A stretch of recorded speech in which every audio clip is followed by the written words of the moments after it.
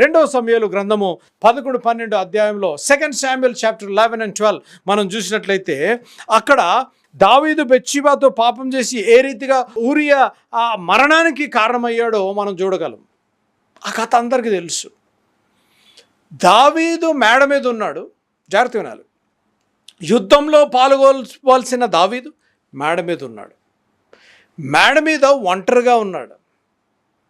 మోషే కూడా ఆ ఐగుప్తుడిని చంపినప్పుడు ఒంటరిగా ఉన్నాడు, పారిపోయాడు. జాగ్రత్త వినాలి. ఒంటరితనములో సాతానుడు మిమ్మల్ని టెంప్ట్ చేయవచ్చు. రెండు ఫ్యాసెట్స్ చెప్తాను.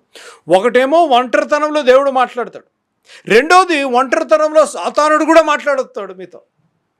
నీ జీవితం ఇంతే, నువ్వు దేనికి పనికిరావు, నీ వివాహం అంతే, నీకు పెళ్లి కాదు, నీకు పిల్లలు పుట్టరు, నీకు ఉద్యోగం రాదు, సద్యోగం రాదు, నీ బతికింతే. Depression, negative thoughts. ఒంటరిగా ఉన్నప్పుడు the devil will mess you with negative thoughts. ఇక్కడ మనం చూసినట్లయితే దావీదు ఒంటరిగా ఉన్నాడు. యుద్ధంలో ఉండవలసిన దావీదు ఒంటరిగా ఉన్నాడు. అడుగుతున్నాను ఈరోజు ప్రశ్న, నువ్వు ఉద్యోగంలో ఉండాలేమో, సేవలో ఉండాలేమో, బిడ్డలతో ఉండాలేమో, ఒంటరిగా ఏం చేస్తున్నావు? ఒంటరిగా ఎక్కడికి వెళ్తున్నావు? వెళ్ళకూడని ప్రదేశాలకి నువ్వు వెళ్తున్నావేమో, వెళ్ళకూడని ప్రదేశాలకి, చేయకూడని పనులు నువ్వు చూస్తున్నావేమో, చూడకూడని చిత్రాలు నువ్వు చూస్తున్నావేమో, చూడకూడని వీడియోస్ నువ్వు చూస్తున్నావేమో.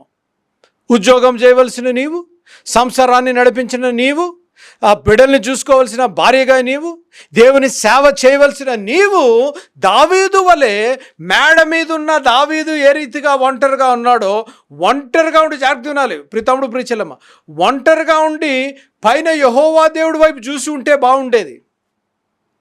ఒంటరిగా ఉండి పైనుంచి కిందకు చూశాడు. అనేక సార్లు నా జీవితంలో మనం పాపములు ఎప్పుడు పడిపోతామో అనగా కిందకు చూసినప్పుడు. పైన చూసి దేవా నాకు సహాయం చేయి అంటానికి బదులుగా కింద చూసినప్పుడే సాతానుడు కూడా పట్టేసుకుంటాడు.